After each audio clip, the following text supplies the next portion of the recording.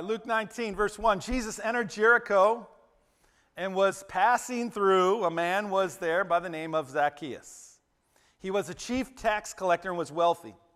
He wanted to see who Jesus was, but because he was short, he could not see over the crowd. So he ran ahead and climbed a sycamore fig tree to see him, since Jesus was coming that way. When Jesus reached the spot, he looked up and he said to him, "Zacchaeus, come down immediately. I must stay at your house today." So he came down, and at once he welcomed him gladly. All the people saw this and began to mutter, "He has gone to be the guest of a sinner." But Zacchaeus stood up and he said to the Lord, "Look, Lord, here and now I give half of my possessions to the poor. If I've cheated anybody out of anything, I will pay back 4 times the amount." Jesus said to him, "Today salvation has come to this house, because this man too is a son of Abraham. For the Son of Man came to seek and to save that which was lost." How cool is that, right? How incredibly awesome is that? I mean, just think about the story kind of from a glimpse eye view that Jesus took the time to, first of all, pass through Jericho. Okay?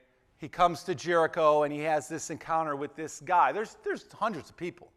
I mean, people are following Jesus, you know. They're wanting to see what he's going to do next. There's crowds all over the place. Everywhere he went, he's like this huge celebrity, right? Most of the people are there because he's done something really cool that they've seen in the past, and they want to see him do something new again. You know, wow us again, Jesus. He's like the entertainment of the day for them.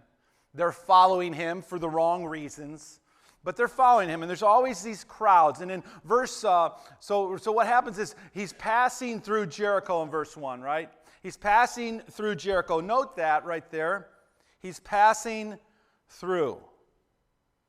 Jesus seems to do that a lot, right? It just kind of seems so casual. He's just passing through. All right, like, you know, just on the way to here, I had to go through there. Yeah, I'm passing through.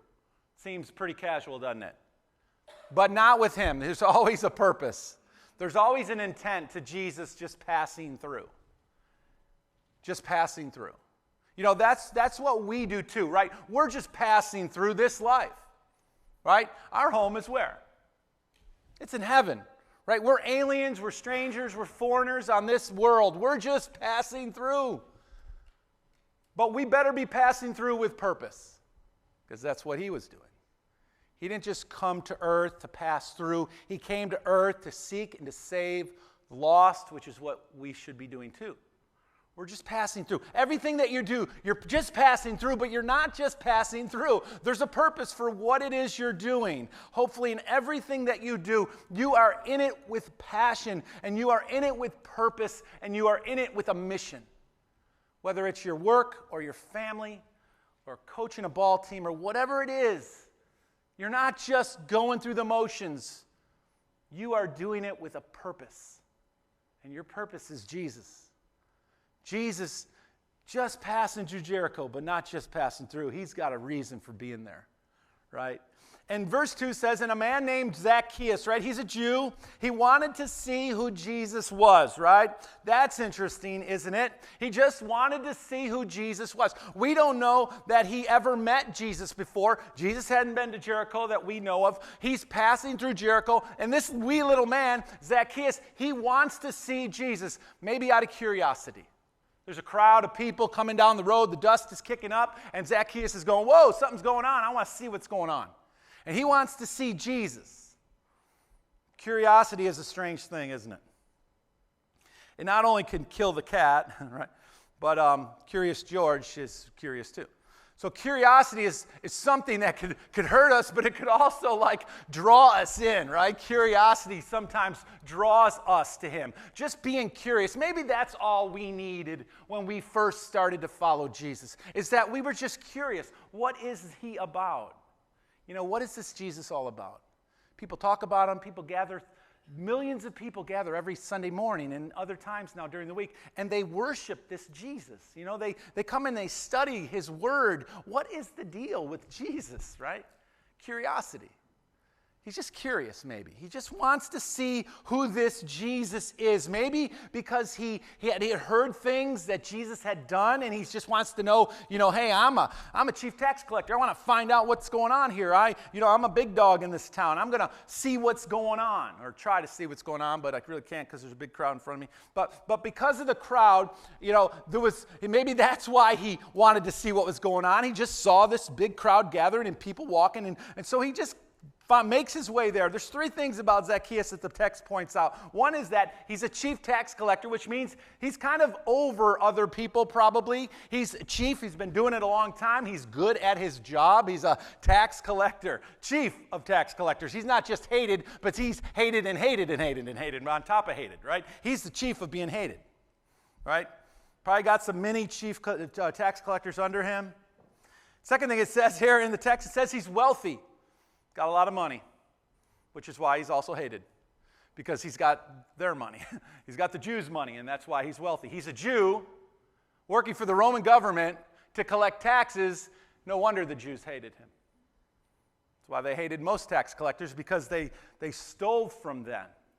They took from them more than they were supposed to take from them. And not only did they do that, but they had the support of the Roman government and the Roman soldiers and military on their side. So he could charge you whatever he wanted, and you better pay it, or you're going to face the Roman soldiers and a sword, probably, or a spear. And the third thing we see here is that he's a short little guy. But he's excited, right? He is excited. This little guy, he's eager. He's got more energy than most tall people have. He's excited. He's eager. Can you just see this little guy? I mean, we just read the text. He sees this crowd. Jesus is coming, and he runs ahead. He's like, I got to see what's going on. He's like a little kid in a candy store here. And so he runs ahead. Look what he does. Three things that he is: chief tax collector, wealthy, and short. Three things that he does. He runs ahead. He climbs a tree, and so that he could see Jesus. I mean, how far out of the way do you go to be with Jesus, or to see Jesus, or to worship Jesus, or just to serve Jesus? I mean, this little guy, he's a grown adult, and he's acting like a little kid. Isn't that cool? Maybe we ought to act like a little kid a little more. He's trying to act like a grown man, kind of, but he's a little short. What excites you, right? What excites you? I mean, what gets your blood going? What gets you excited in life, in this world? You live this world. Maybe it's sports, maybe it's your boat, maybe it's your garden. I don't know. There's a lot of things that excite us, that excite people. I hope worshiping Jesus excites you. I hope, just knowing that there's another opportunity on Saturday nights now that you can come and worship him. That excites me, because we spend a lot of time in the world just going through, work and dealing with stuff, Trish works at this office, and she comes home, and it's like she just gets splattered with people's stuff. Gossip and negativism and all this junk. And that's how we live, right? We go to work, and we live in this world, and we just get bombarded with it. So another opportunity to spend just another hour just worshiping God compared to all the hours that we spend in the world getting splattered on, we need it. I need it. I look forward to it. I need it. And we have the best band in the world, so it's even better, right? This is like great. This is awesome. And Esther's got such a great voice, doesn't she? Man. We got a pretty good bass player, too. He's pretty good, too. And we got a ringleader over there, too. That's good. And a little drummer back there. I don't know how he kept that beat on that first song. It was just like for about 5 minutes. See, I can't not do that. I just get lost somewhere, and my brain goes, freak. Good job, Aaron. You're awesome. Thank you, buddy. Where was I? I don't know where I was. Okay. So he's excited, right? This is a big day for this little guy. It's a big day, little man. He's going to experience something really cool. And I hope we get excited about stuff. But here's the deal. He's a rich tax collector. So think about this for a minute. He's a rich tax collector. He's the big dog, even though he's a little dog. He's a big dog. What in the world could he possibly see in this street-living Jesus? I mean, it's just Jesus, right? Plain clothes kind of guy. Nothing fancy about him. He's not rich. He doesn't have anywhere to lay his head. He's got nothing. And what makes this little rich guy so curious about this Jesus? Something very important makes him curious about Jesus. Verse 5, when he reached the spot, we're not going to stop. We're not going to go on for a minute here. When he reached the spot, you know what? Yeah, X marks the spot, right? X marks the spot. When he reached the spot, when Jesus reached the spot, right? He gets to this place right here, and he sees Zacchaeus up in a tree over the crowd. The spot. He was passing through Jericho, but he was headed for a spot. I hope you know where your spot is. I hope you know right where you're supposed to be serving God. That's your spot. And sometimes we're chasing all kinds of stuff and we never find the spot, the place where God most wants us to be. One, in his arms, the place is with him. And then to do good in the world, to be his hands, to be his feet in this world, you need to find your spot. Right? We all need to find where he wants us. Whether we think that's our spot or not, it doesn't matter. What does he want me to be doing?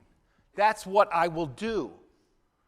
I will do. If I had my way, I would not be up here in front of you. If I had my way, I'd be chasing something else. I am at this spot because of him. And it's not comfortable for me. It doesn't come natural for me. I'm not very good at it. But this is where he said to be. And this is where I'll be. I hope you'll find your spot, every one of you. It doesn't matter how old you are. If you're a teenager or an adult, it doesn't matter. There is a place that Jesus wants you to be after you're in his presence, that he wants to use you in this world. And Jesus comes to that place. He comes to that spot, and he looks up, and he has this awareness that Zacchaeus has gone out of his way to climb a tree to see who Jesus is. And he not only notices that awareness of Zacchaeus again over all the people in the crowd, he sees Zacchaeus. He's made this huge effort just to make eye contact with Jesus. And Jesus is aware of that. And not only is he aware of it, but he speaks to Zacchaeus. He engages, he connects with Zacchaeus. There were hundreds of probably people there, but this one guy, Jesus speaks to, Zacchaeus. Zacchaeus. And he knows him by name. I don't know how. He's probably never met him before, but he's God. Maybe people were saying, Zacchaeus, what are you doing up in that tree? Maybe they were giving him a hard time for climbing up in a little sycamore tree. Probably knocking stuff down on people's heads. Zacchaeus, what are you doing up there? And so Jesus speaks to him and he says, Zacchaeus, look what he says here. Zacchaeus, verse 5, come down immediately. I must stay at your house. Look at that. Isn't that cool? I must stay at your house today. He says, come down right now, Zacchaeus. Come on, buddy. You and me. We're gonna get on with here right now. You and me, Zach. Come on, buddy, you little guy. Get over here. He calls him down. I must stay at your house today. That has got to be like one of the coolest things that this little guy, remember, he is not liked. He is hated. This whole crowd probably forced him up that tree because they don't like him. And yet Jesus speaks to the guy most hated in the crowd. Isn't that cool? That's just so cool. I don't know about you, but whenever I walk into a group of people, wherever it is, whatever it is, could be sports, could be a ball team, could be a bleachers, whatever. I am always looking. I don't know why I do this, it just happens. I'm always looking for the person sitting by themselves. See, most of us go to the crowd because we want to blend in and hide. But Jesus didn't do that. He went to the one guy that nobody liked. And that's where Jesus is to be found, right? With the one person everybody else despises, the one person who's on the outside looking in, right? And he speaks to him, you must come down immediately. I must stay at your house. And how cool is that? Because here's this little guy, and he is literally up a tree. He's not liked. He's hated by these people. He's a tax collector, and there's a lot of reasons why they don't like him. You know, he works for the government. He charges them more than he should. He's rich. They're not. He's a Jew, and so are they, all the more to hate him, right? The Pharisees referred to the Jews or these tax collectors as sinners. Sinners, that's another label. Not only is he a chief tax collector, not only is he short and wealthy, but he's a sinner. And everyone referred to him as that because he was robbing God's people to get personally rich. Jesus says, come on down immediately. And I'm not sure it's this command. I don't think it's a command like, Zacchaeus, get down here right now. We are going to your house. I don't think it's like that at all. It's like, Zacchaeus, come on down here, man. I have got to go to your house. That's what I think it is. It's more like, I just want to spend some time with you, dude. You're just a wee little man, and look at you, up head and shoulders above everybody else in that little sycamore tree, just wanting, hungering for Jesus. That's what God gets God's attention. It's people who just hunger for him, right? Not people who follow the crowd, people who hunger for him. That gets his attention, right? True worshipers that the Father seeks are those who worship him in spirit and in truth. Not out of curiosity, not because you want to see God just do something for you, but because you appreciate him and you love him with all of your heart. And you know what he's done for you, and you just want to say thank you back. That's who he's looking for. You know, people who deeply appreciate what he's done for them.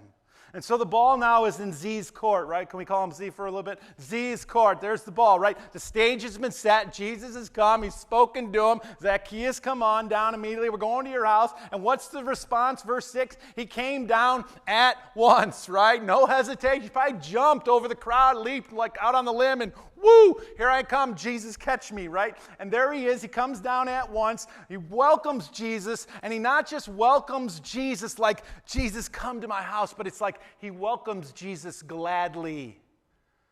Gladly, right? There's a big difference between welcoming somebody and welcoming them gladly. Like there's a how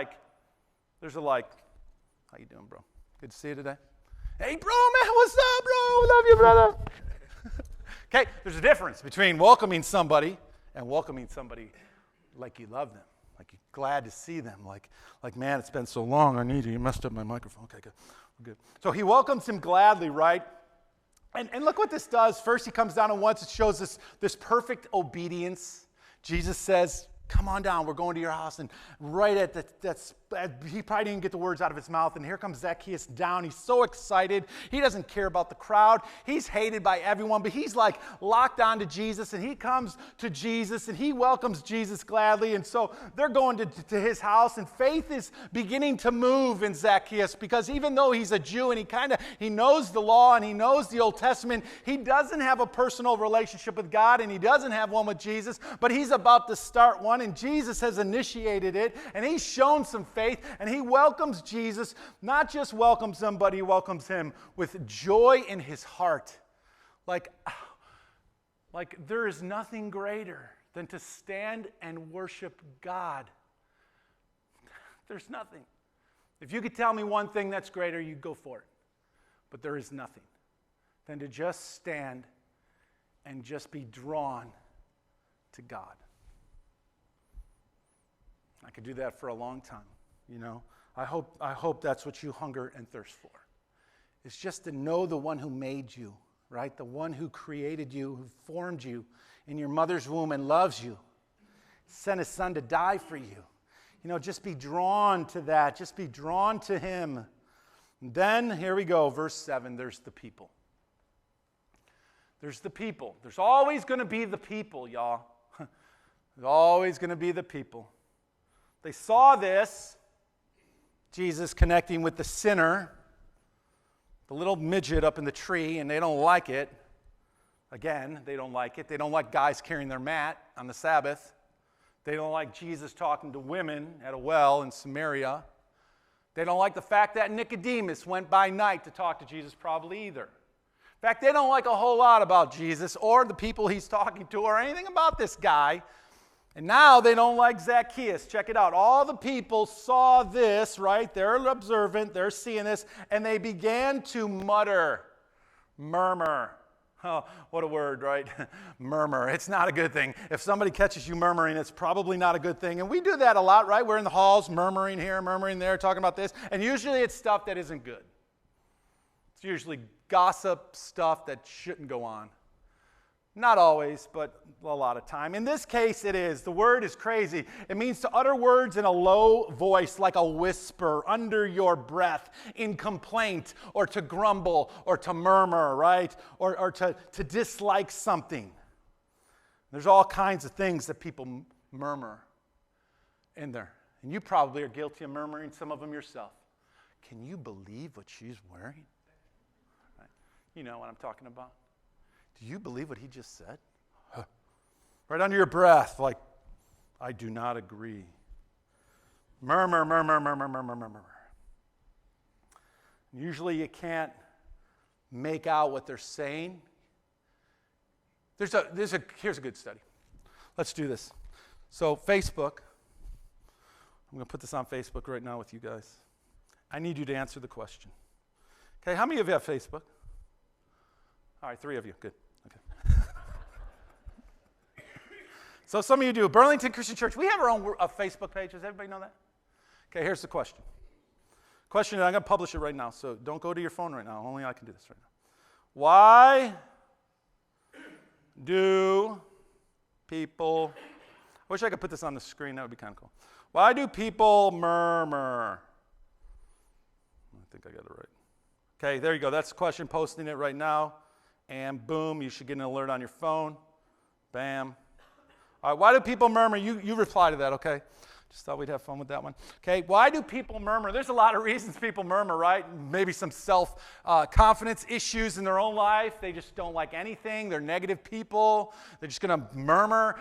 Usually it's like to somebody next to you. It's like under your breath, kind of like, and you just say it just loud enough to let that person over there know you're saying something and it isn't pretty, but you just want them to know without having to tell them, right? That's what murmuring is. It's cowardly murmuring. Do you believe what that guy did? You know, this lame, courageousless stuff people do. But here, they're not just murmuring under their breath. They're saying it loud enough that he hears them. Look what they say. Can you believe this guy? He is gone. He is gone to be the guest of a sinner. Murmur, murmur, murmur. Can you believe what that guy's wearing? He's a Christian. Can't believe that. Murmur, murmur, murmur. Negative gossip, junk. And check this out. Pay no attention to them. When people murmur, pay no attention to them. The negative doubters and the critics, pay no attention to them. Okay? Those who welcome Jesus gladly, like Zacchaeus is doing right here, they learn to focus on Jesus. They don't listen to the crowds. They don't worry about what people are murmuring. They're going to murmur. Let the haters hate, right? But they're going to focus on Jesus. That's where my attention is going to be, on Jesus. And I don't care if you don't like that. I just don't. Sorry. I don't care if you don't like the way I worship or, that I'm passionate about God. I'm passionate about God. Sorry. I mean, I'm not sorry. Wait, am I sorry or not? I don't know if I'm sorry or not. But I'm going to do that because I'm going to lock in, right? I'm going to focus on Jesus like Z, right? He's locked onto Jesus like this heat-seeking missile. He jumps down out of the tree. He goes to where Jesus is. He welcomes him gladly. Kind of like when Peter was on the water walking and he kept his eyes on Jesus. He was okay. He was locked on and everything was fine. Like when Jesus was in the garden and he said, not my will be done, but your will be done. He's locked onto the Father. And if we'll stay locked onto the Father, we'll be fine. Let the murmurs murmur. Let the haters hate. You just focus on Jesus, right? Don't let it bother you. All the people mutter or murmur. But Zacchaeus, check it out, verse 8, he stands up. Probably now we're at his house, okay? Some time must have passed. We are now probably at his home, okay? He's gone to be at his home. And he stands up in the midst and he says to the Lord, he acknowledges who Jesus is. Lord, he calls him Lord, not just, hey, you sir, or guy, or prophet, or teacher, or rabbi. He says Lord to him. That's big. You are my Lord. Lord, he says, look, Lord, here and now, I give half of all of my possessions to the poor. And if I've cheated anyone, if I have cheated anyone out of anything, I will give them 4 times the amount. That's faith on the move, y'all. That's a changed heart.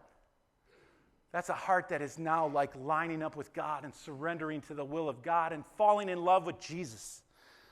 Lord, Lord, you are my Lord and my God, and I will honor and obey you. He gives this amount because that's what the Old Testament required, that if you cheated somebody or you did something wrong, you give back 4 or 5 times the amount. And so Zacchaeus is referring to the Old Testament law that I will now give back 4 times the amount. And that's why Jesus says to him, he says, this is a true son of Abraham, right? Those who cheat, he gives 4 times. This is repentance in action. This is a heart that has made a shift from physical to spirit and truth. Isn't that awesome? This is a little guy, packed full of a lot of faith all of a sudden. Jesus is just pumping him full. He's like blowing up like a little blimp. And in this little man, something very, very big is happening. His life is being changed. His faith is on the move. He energetically and gladly figures out a way to see Jesus. He opens his home to Jesus. He appreciates who Jesus is. He lets Jesus change his heart. He's not earning salvation. He's simply showing his sincerity of his faith. And it's living large. He's living out loud. So the world sees that he is a changed person because of the Lord. Isn't that awesome? Do people know you're a follower of the Lord? I mean, do they see that all over you? Not because of your bumper sticker or your cool Outcry t-shirt that I got at the concert the other night, but because you follow Jesus and he has changed everything about you. And your face now shows the glory of God. Your attitude shows the glory of God. Your joy shows that you are living far and high above the junk of the world. You are floating on a cloud with the Lord. Does the world know that? Do people see that you are different? I sure hope so. See, this is the invitation that God extends to us today. He extends this to us today. Be free and live to walk with God, just like Zacchaeus was allowed to come and walk with Jesus. He invites you to, not to a religious 3-ring circus, but to a personal relationship with the Messiah of the world. That's what God wants. That's what he wants most. It's just you and him to have a relationship. He could care less about the rest of the stuff that we think is so important. He doesn't care about our stuff. Only we do. He don't give a rip. He just wants you. He just wants you, your heart. He wants you to love him. He wants to love you. He wants to work in you and use you and be with you every day. Clean you up, make you free. And see, what we need most is Jesus, not religion. And look at what Jesus says to his response, okay? His response is, I'm going to give back to the poor. I'm going to repay any debt that I have or anyone I've cheated. My heart is changed. I'm different. And Jesus says to him in verse 9, look, today, in the Greek, the word means now, this very day, today, right? This moment, this, 24-hour period here. This day, today. That's what it means. Salvation, he says, today, salvation. That means healing. That means wellness. It means spiritually whole has come to this house because this man too is a son of Abraham. Isn't that cool? that cool? Jesus says, today, salvation has come to this house. Now, maybe that meant today, Jesus, who is salvation, is here in your house. So therefore, salvation has come. Or it could mean, today, Zacchaeus, you are made right with God. I like that. The fact that he calls him a true child of Abraham is Jesus saying, you are a true child of God's. That's what makes you a child of God, is your faith. Your faith in Jesus, your faith in motion, your faith moving toward God, right? Moving toward him, your faith. Verse 10, Jesus says, for the Son of Man came, again, the word came is a motion, active word. Jesus came to seek and to save you and me and all who are lost. Right? That's why he came. He came to seek and to save the lost. And this is what faith looks like when Jesus looks up in that little tree and he says, Zacchaeus, I love you. Come on. Come on. And Zacchaeus could have said no. Could have made up 100 reasons why he didn't want to come, but he jumps down out of the tree and he welcomes Jesus, because all of a sudden, all the hate that he's been carrying around all of his life doesn't matter. He's got Jesus now. And Jesus trumps all of the hate. Right? Jesus' grace covers all of the sin, both my own and whatever anyone may do to me. His grace covers it all.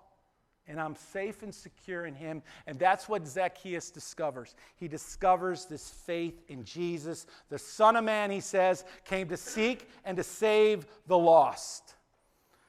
Jesus, very active. And this is where you and I come in as well. Because his faith that is in action, that has saved you, is now wanting to include you to go and help others find him too. Right? That's what we do now. When he sets us in motion, he sets us in motion for his purpose, not ours. He sets us in motion for his cause, not yours. He sets us in motion for the kingdom, not the earth. He sets us in motion for all of eternity and life, not death and hell. He sets us in motion so that we will have all that he is and all that he has and find all of our rest in him, and we will help other people find that as well. And that's the only reason he saved you. To go tell somebody else. To go find another Zacchaeus and say, Zacchaeus, Jesus loves you. Talk to your friends, tell your neighbors, tell your coworkers, Jesus loves them before it's too late. Before it's too late. I mean, death comes knocking on the door every day. Somebody in this group probably this last week, maybe this last month, has lost a loved one. Somebody, a cousin, an uncle, somebody has died out of this group. Trish has a close friend from New Bern who her dad just died 2 days ago. People die all the time. Separated from God. Separated from life. They never responded because maybe nobody really helped them understand what it means. Maybe nobody showed them what it means by their life. He calls us to go live it. Go live love. Go live the life of Christ. Your friends need him. They need him.